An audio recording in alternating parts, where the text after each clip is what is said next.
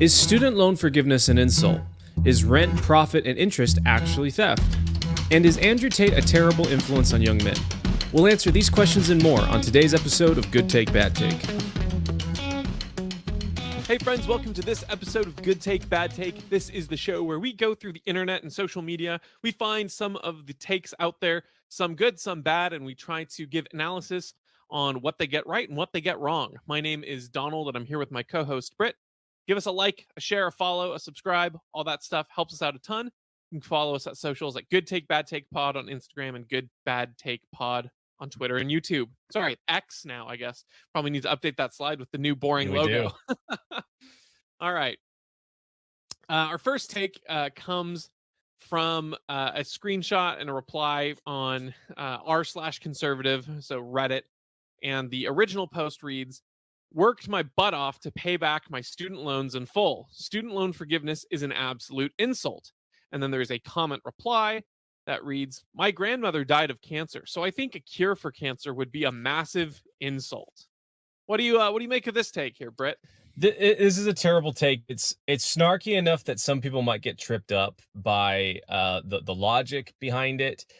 Basically, what the replier is saying, the person that says my grandmother died of cancer, so a cure for cancer would be a massive insult, is trying to say that, well, just because we alleviate one person's suffering doesn't mean that another person's suffering, is it's a good thing to just alleviate suffering in general. And the key operative word obviously being that, are you alleviating someone's suffering or are you alleviating someone's responsibilities? In the case of the grandmother of cancer, it's purely suffering. And maybe there was some, with cancer, there could always be some potential, choices that were made between like smoking or something like that contributes to it. But regardless, let's just say it's not.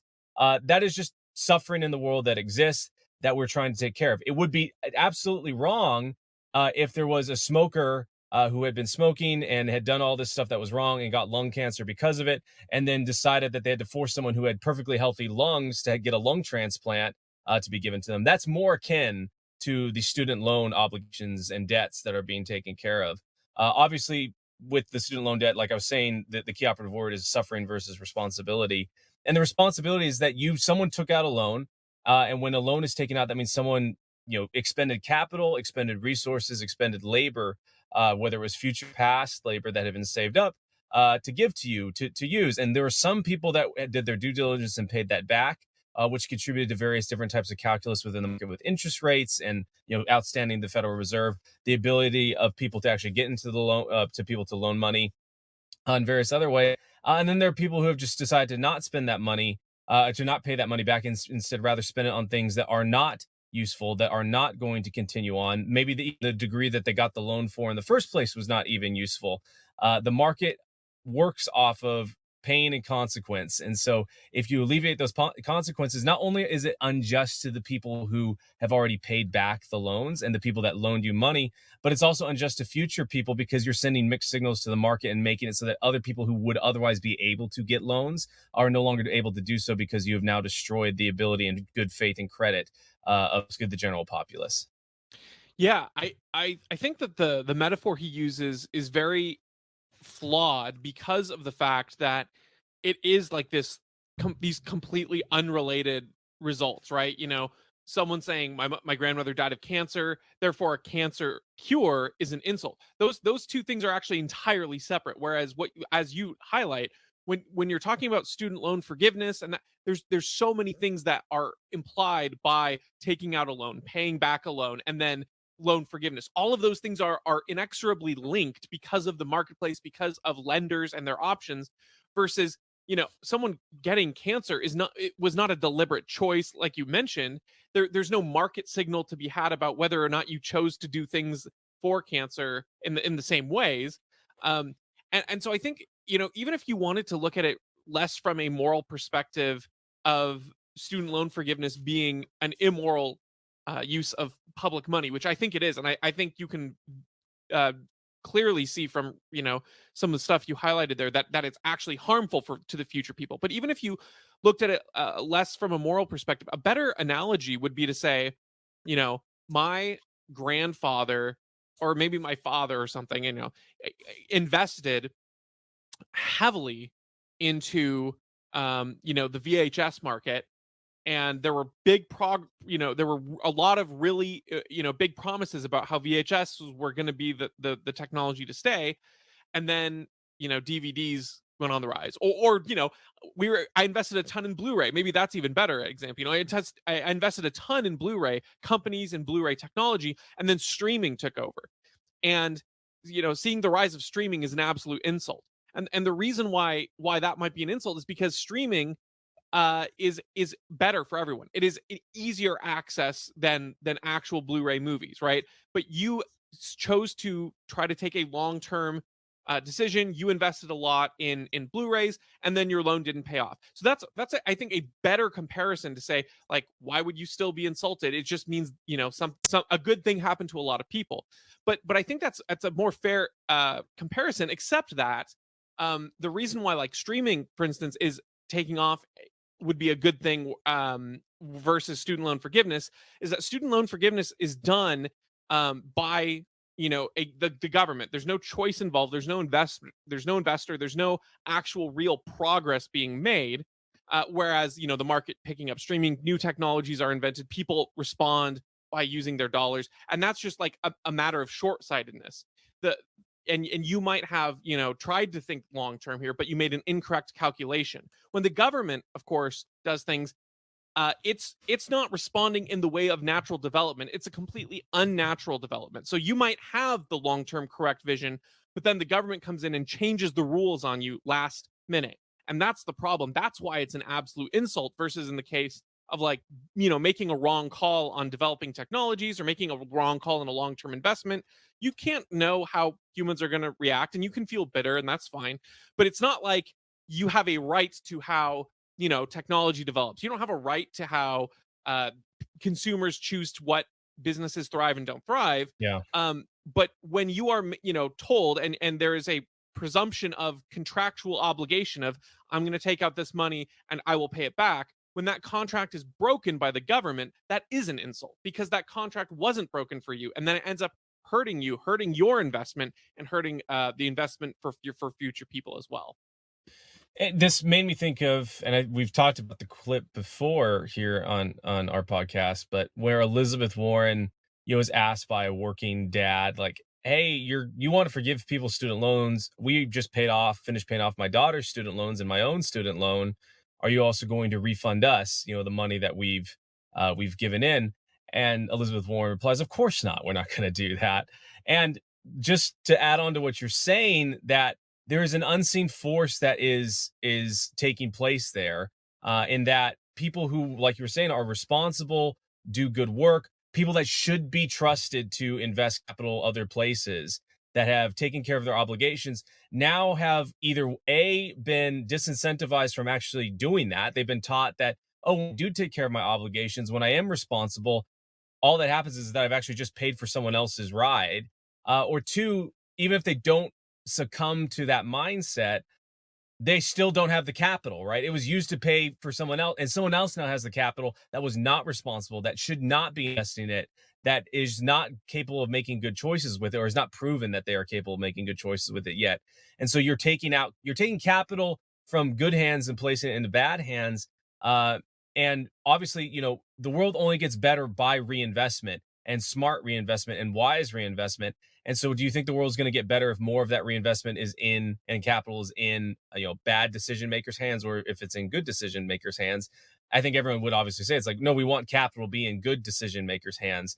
If credit, and if the ability to pay back a loan, and the ability to invest in things that actually have a payback is a sign of that, then obviously, we're doing the exact opposite of what we should do to make a better world.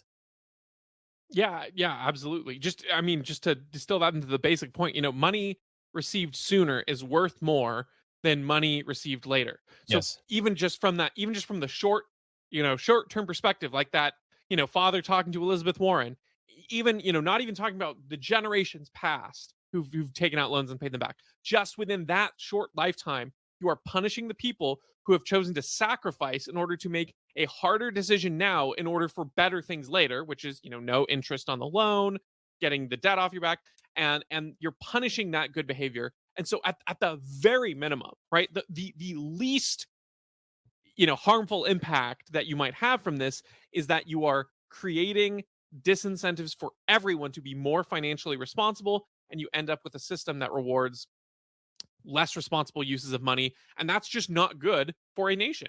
So if you want to talk about it from the health of the nation, obviously student loan debt is a massive problem and it is a plague, but creating a climate that then perpetuates bad monetary habits and bad financial habits in your population is also really bad policy. And all you do is encourage and incentivize that for all future decision making in the US populace. Okay, our next post comes from Existential Comics. They post, rent is theft, profit is theft, interest is theft. Look, it isn't complicated. If you are making money that didn't come from your own labor, then it is coming from someone else's labor. You are stealing their money. What do you make of this take, Britt? It's just such a bad and funny take. I'll just take the profit one. So, obviously, if you don't make a profit, like let's say you manufacture, some item X, and the goal of item X is that you have enough item X left over at the end of the day to also feed yourself. You're also making hopefully for other people.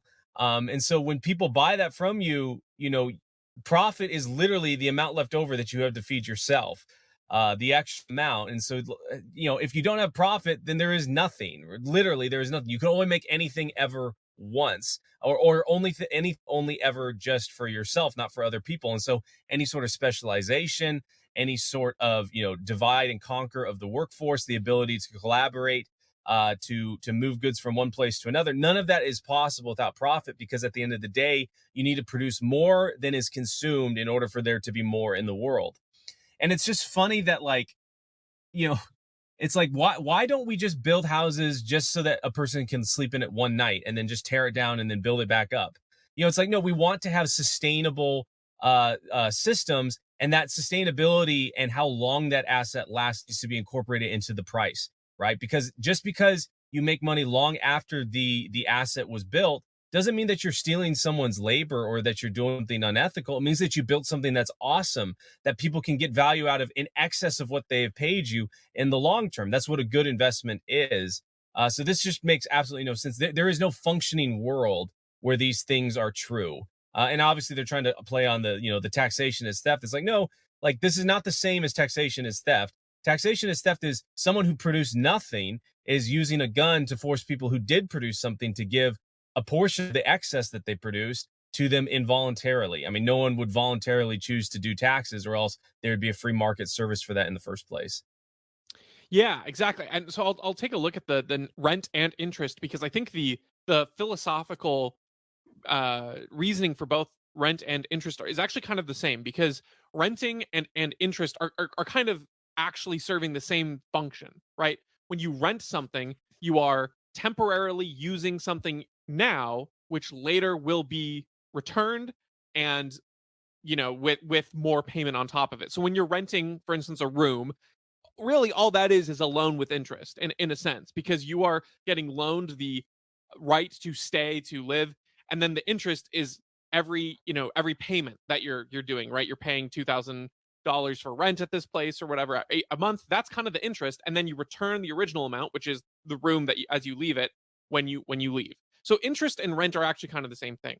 And I saw someone actually quote retweet this with making fun of them by saying, person A, hey, I'll give you $10 now if you give me an extra dollar and my 10 original by the end of the week.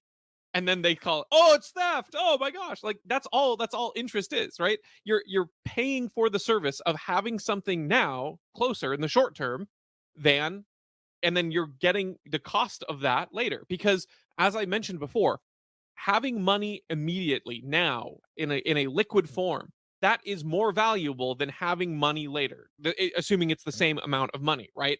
So that if you have access to something, so to money now, you can spend that in all kinds of ways. Whereas if you don't have the money until next week, you can't spend that. So if you give that money to someone else, there is a cost to you associated with no longer having access to that money. And so that is all interest is. Interest is just saying, I do Mm. not currently have access to my resource. And because I don't have access to that resource, there is potential, profit that I'm missing. There's a cost to that. And because there's that cost, you can take the money now and then give it back to me with, whatever terms we agree on for interest that I deem, it cost me to not have access to that. And when you think about it, this is a system not that is it can be used predatorily, don't get me wrong, Sure. but primarily it is not. For instance, if I have access to a ton of seeds, but I'm currently unable, like, let's say I throw my back out and I can't use these seeds. um it is worth it for me to have someone else go take them, plant them on their own, fields, and then give me back those seeds plus an amount of seeds more than I originally lent. And both people benefit because the person who has the seeds but can't use them is able to have those seeds go being productive. The person who takes the seeds produces and then gets more of the original. They grow. They take what you had, make more of it, and then return you the original amount plus more. So you who lent out the money, or the seeds in this case, you have more seeds than when you started, and the person who didn't have seeds before now has a whole field of crops that he's gotten because of the seeds that you lent him, and he's gotten more because he's been able to generate that while you were unable to. So yes, loans can be predatory, but if you're agreeing to it voluntarily, one, that's a much different system than one of coercion where you have no say. And two, most of the time it's done in such a way that two humans are going to agree to something that is mutually beneficial, that produces more, and the person who lends the resource walks away with more, and the person who was lent the resource was able to use that resource in such a way that they gained more because they were able to use it in the immediate future. Now, that's not how everyone is going to use loans, and that's part of the predatory practices. Again, not having people realize, how to be responsible with money, know best practices and things. Using loans as a way to take care of, short term or unnecessary needs is not the best use and should be avoided. But that doesn't make it theft when two people agree to these terms. But like I said, the primary purpose of interest and the primary utilization of interest really is growth for both parties, especially when it's mutually agreed on and used in an investment setting. Yeah, and I think that a lot of lefties and people like existential comics will talk about, like, we need to be giving people opportunities. And there are really talented people, the person that could cure cancer exists somewhere out there, but they are just too poor and they've not been invested in. You know, the thing is that outside of charity, the only thing that makes that possible is interest. It's the accumulation of capital. Seeing someone that can't generate the value today, but has the potential to generate the value later, and interest and compounding interest and all these different financial mechanisms incentivize them to invest in promising individuals, right? You can actually make greed become charitable in that it gives people that would not otherwise have the opportunity, but have something valuable to offer to the world, the capital, runway, and resources to actually do so, without having to, rely on the goodwill of others. You can purely rely on economic incentive as long as people can demonstrate their competency and that there are no other perverse incentives involved. Coming from the government to monopolize government and crony capitalists. Holding hand in hand to monopolize the market and shut out new entrants. But this is the ethical way outside of charity, for people that that lack capital but are deserving of capital to receive it. And when you do away with it, it makes it impossible for them to ever actually get a leg up and give their services and their ideas and their products that they could bring to market. Yeah, absolutely right. All right, our next post comes from Declaration of Memes, and they posted a meme of Jim pointing to the sign, and the first slide reads, "The government is just a business with no incentive to deliver agreed upon services because their customers pay them under threat of incarceration." What do you make of this take here? They're absolutely great take. And I think about any sort of project we've done here in Washington, that the government has done here in Washington, whether it be the monorail, that estimated completion is, I don't know, it keeps extending, but it's what do you remember what it is? It's like 2030 or something like that now, or Yeah, 2045. I don't, It's not off crazy. the They've top been of my talking head. about for decades. They've been talking about for decades, and they keep pushing it out. Or the Seattle bike lanes, which they originally quoted for a pretty cheap price, and I think it went up going like $6 million per mile, and they were over budget and delayed. So the government, by just the virtue of the way it is structured, and this post does a really good job of saying, like, under threat of incarceration, if you don't pay your taxes, you will go to jail. They have no incentive to actually provide a service on time, under budget, or even up to the quality that was expected, because there is no penalty for them not to do so. Right? Any normal business, if they don't provide quality services on time and at the expected budget, they will eventually go out of business because no customer will ever want to work for them. If you had a house or you had a project that needed to be done and you hired a contractor, they gave you an estimate. They said, "Hey, you know what? It's an estimate. It's actually open, meaning if we go, it's time and material. If I go up and beyond and I spend more time than I've estimated, you're still liable for the charges." Usually, what that means is that you're going to get exactly what you want because they're going to spend the time until they get there.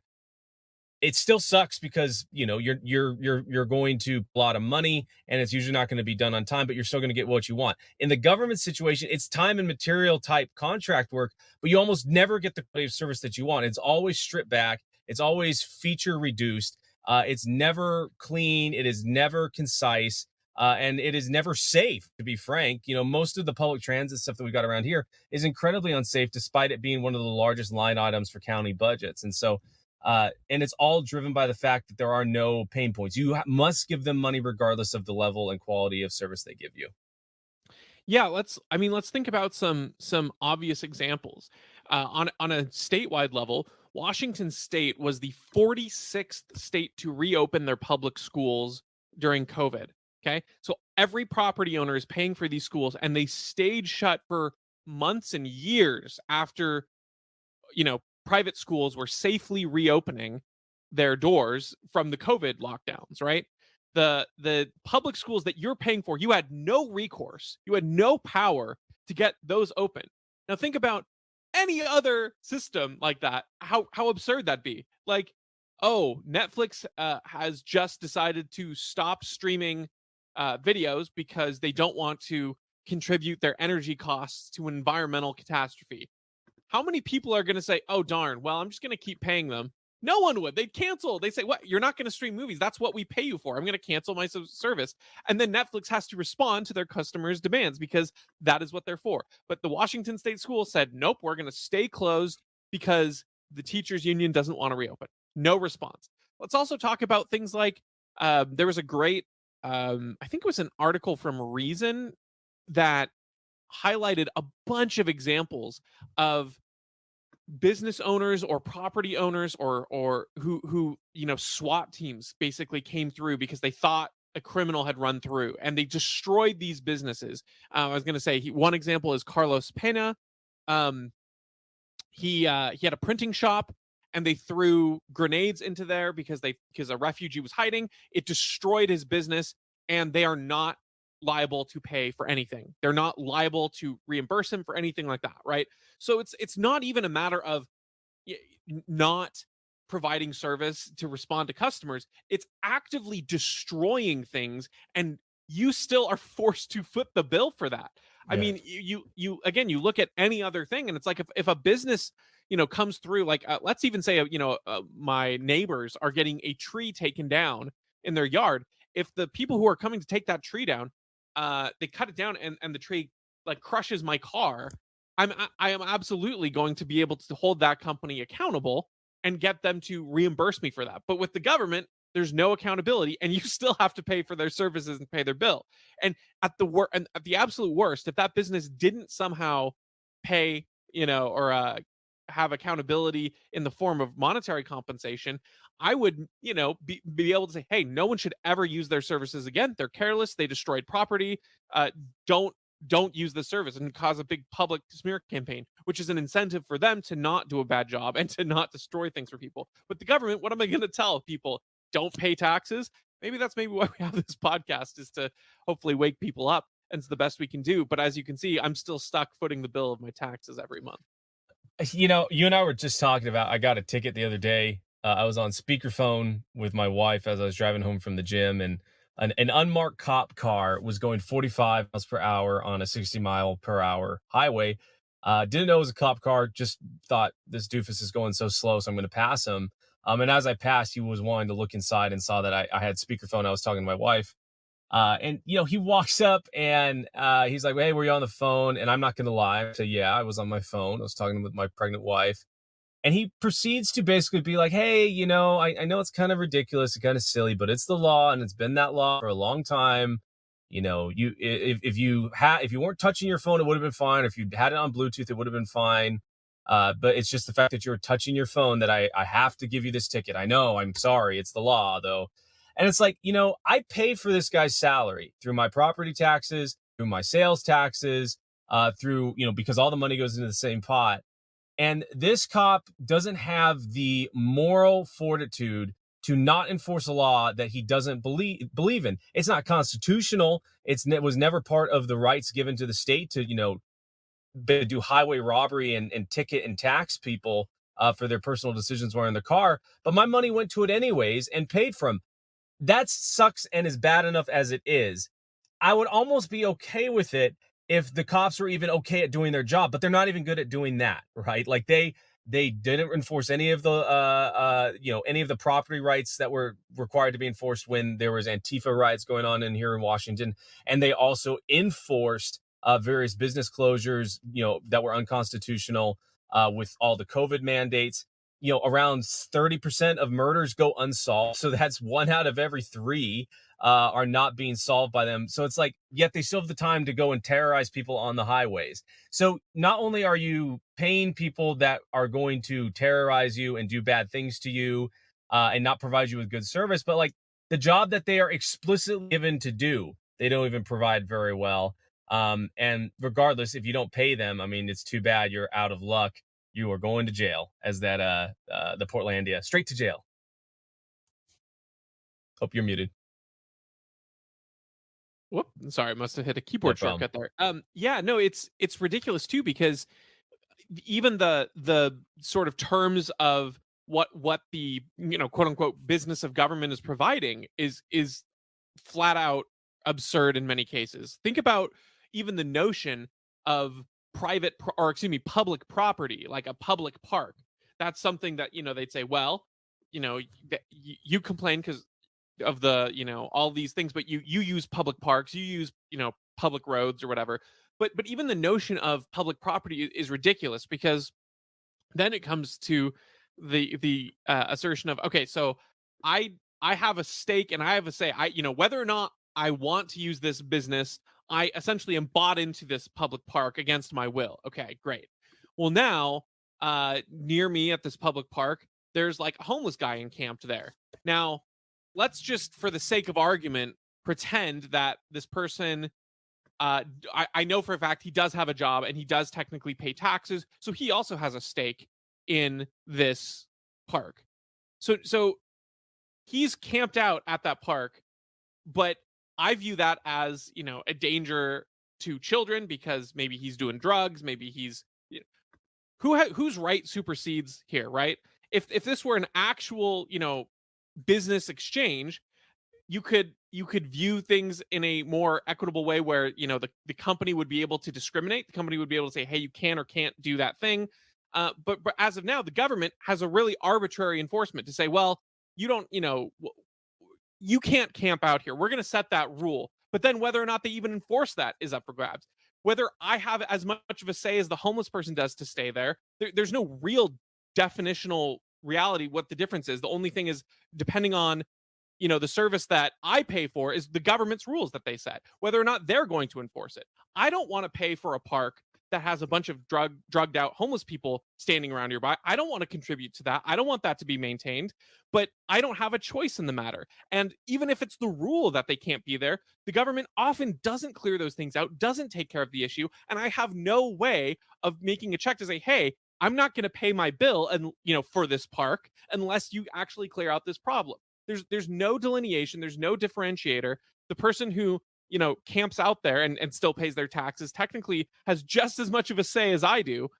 in the matter, and the government has no incentive to clear out the rules unless you get a big enough stink, which is so much worse of a response than the actual private market, where there's a real incentive, which is, of course, money, because money is what makes people move. Yep. All right. Our next take here comes from an individual who says, I'm pro life, but the idea that there is an objectively correct morality that can be observed is extremely poor logic.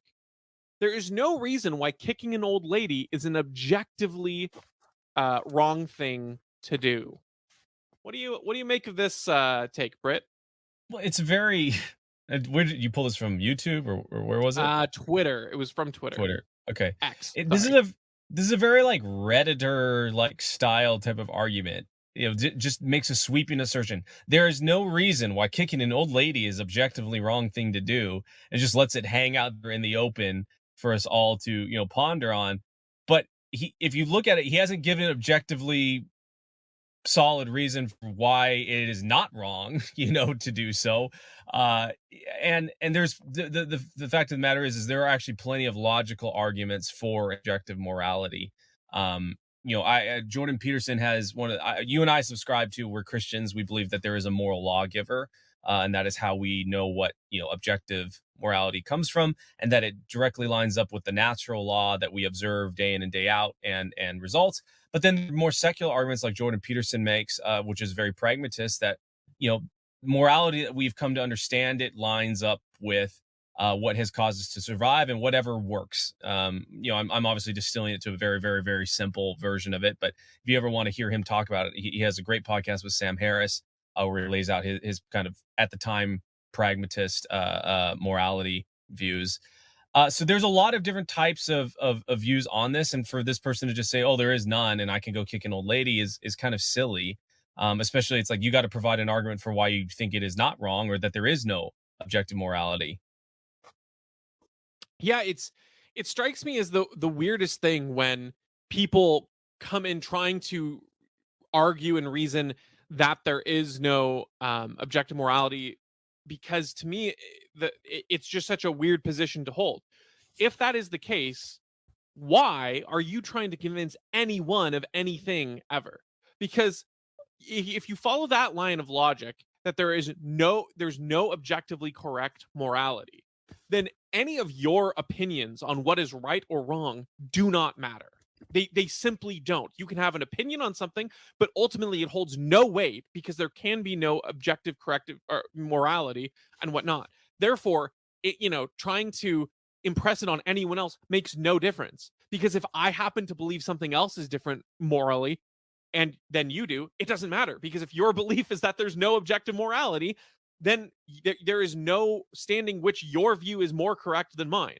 So I think on a gut level, that just doesn't make sense. And I mean, it's kind of the self-defeating logic of, there are no absolutes except for this absolute, right? There's no objective morality except for the objective fact that there is no morality. That is a moral statement to make and to claim. And so I think you have to understand that there are praxeological realities, right? Praxeology is this belief that there are things that you can just know. And that is how you have to recognize some of this.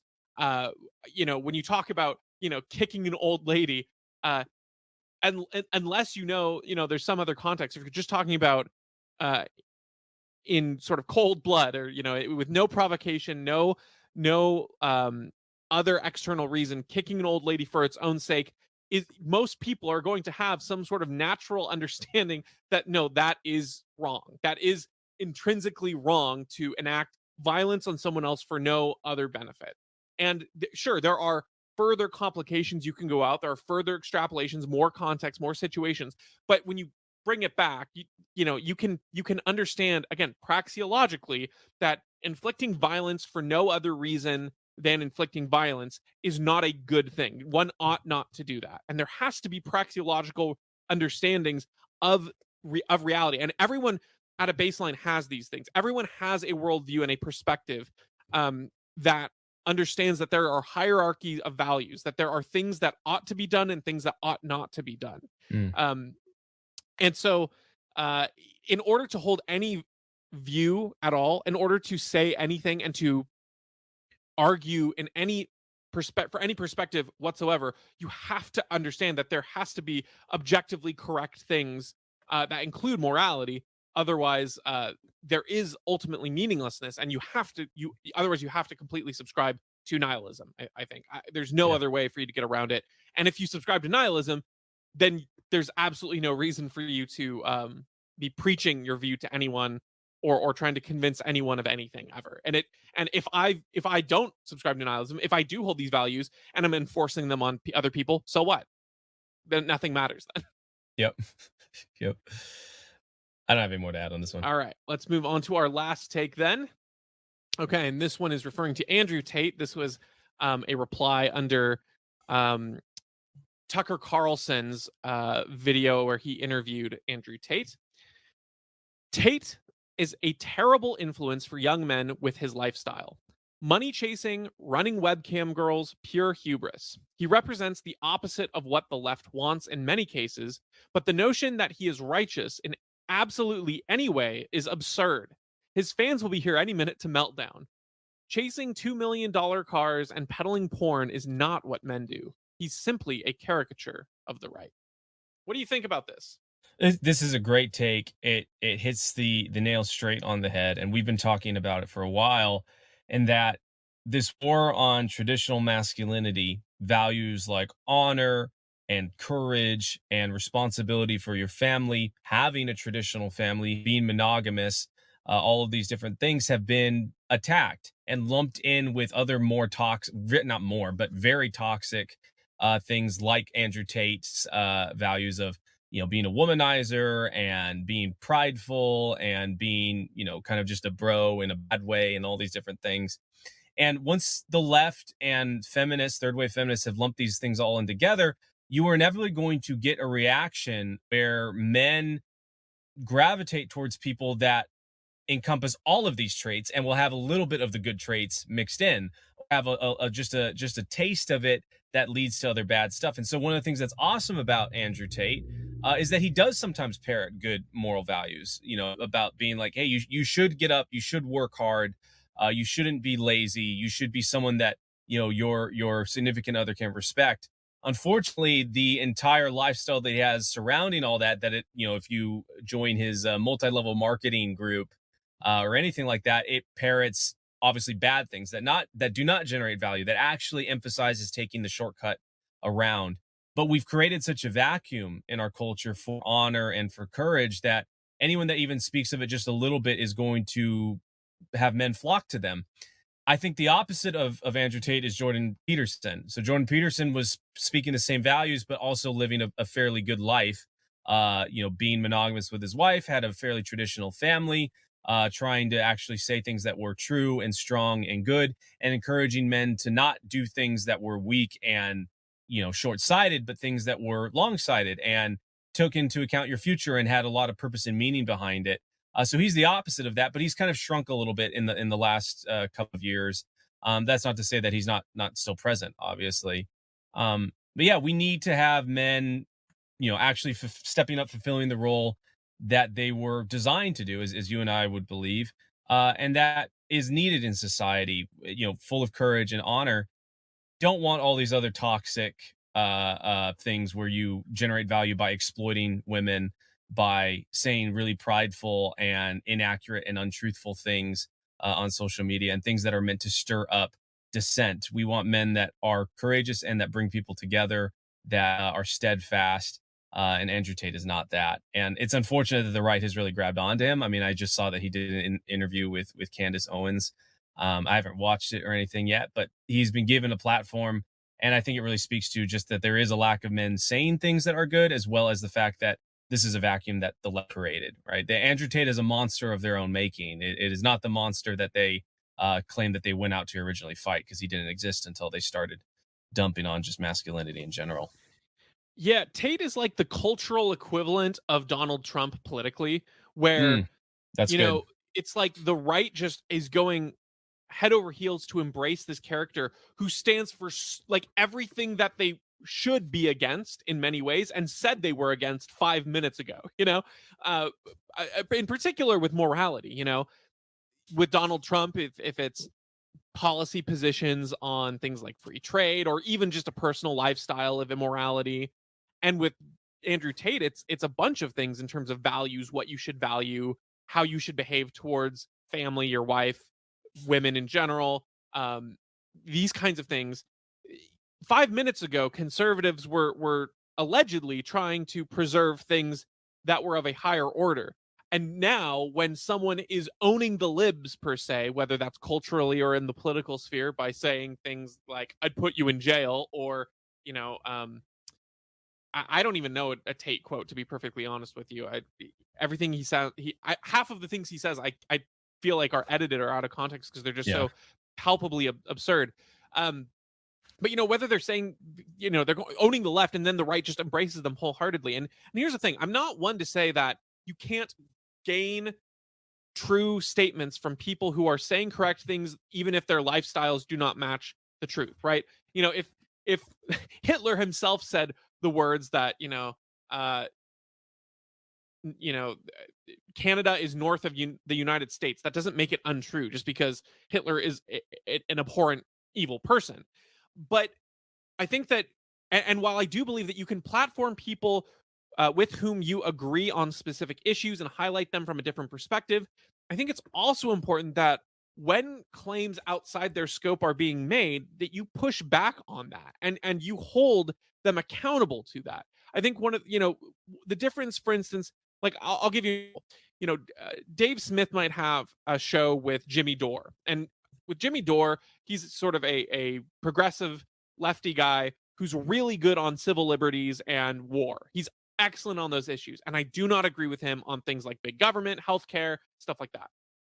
And and even in the conversations where those topics have even come up briefly, because most of the time, if Dave's going to talk to Jimmy Dore, they're going to talk about things that they agree with and focus and highlight those issues of expertise where they're coming at it maybe from different sides but can agree. But even when Jimmy Dore will highlight, say, something like this money could go towards healthcare, Dave would push back a little bit, say, well, we might disagree with that, like that's up for debate, but here's where we agree. That's fine.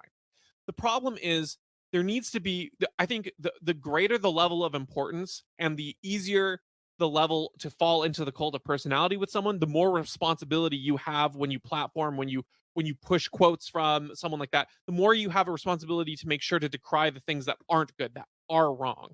I remember a while ago, I was talking with my dad about Milo Yiannopoulos when he was on the uprise in conservative circles. And my dad was saying, I'm a little skeptical to platform someone who lives in a lifestyle that is openly against the values that conservatives should be holding to. And I remember being a little skeptical. I'm like, yeah, but he's saying so many things that are on the money, and he's pushing back on the left's own claims. Like, it's really helpful to have someone from that perspective. And my dad was completely vindicated in that Yeah. Yiannopoulos is kind of a joke now. And and so it's one of those things where, yeah, Yiannopoulos can have said some things, and I can still share those things that he said and say, yeah, this was a good point.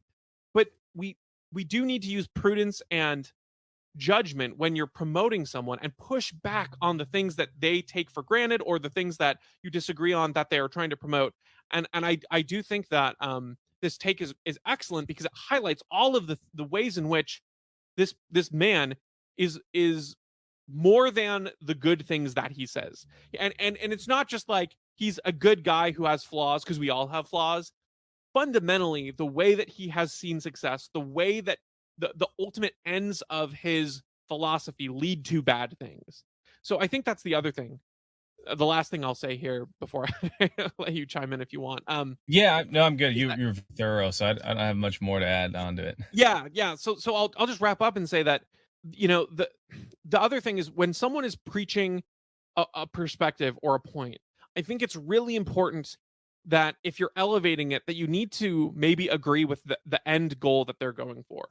If, for instance, we agree that the US government is bad, okay, with someone random, it's not that compelling to agree on that one point. Yeah, US government's bad, and then I say, because they bomb people overseas, they steal people's wealth, They generally are corrupt and self-serving.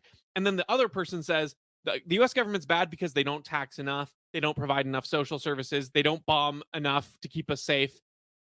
You know, if that's their main point and that's their end goal and their end result, it is not very helpful for me to promote the person saying the government is bad, because we agree on that step, but our end conclusions are entirely different. So, when it comes to Andrew Tate, I think conservatives need to be super cautious, and you need to look and see what his end result is. Yeah, we do need responsibility. Yes, men do need to step up, sure. But to what end? And his ends are dominating in a non, biblical in my opinion, but even non-traditional way over women. Uh exploiting um you know the sexual the sexual ethics of modernity in favor of men rather than in a mutual respectful way. um Promoting a lifestyle where wealth is the ultimate value, not something like the family or what I would argue God, virtue, things that are actually important.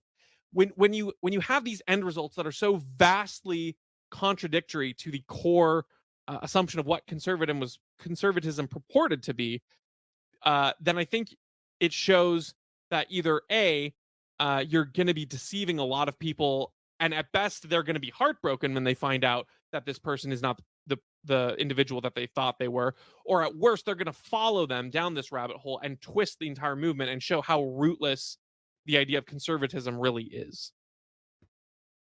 Absolutely. Okay, with all that being said, that's the show. So thank you so much for listening. If you enjoyed, make sure to like, share, comment, all that good stuff. Send us any takes that you want us to critique. We always love getting those.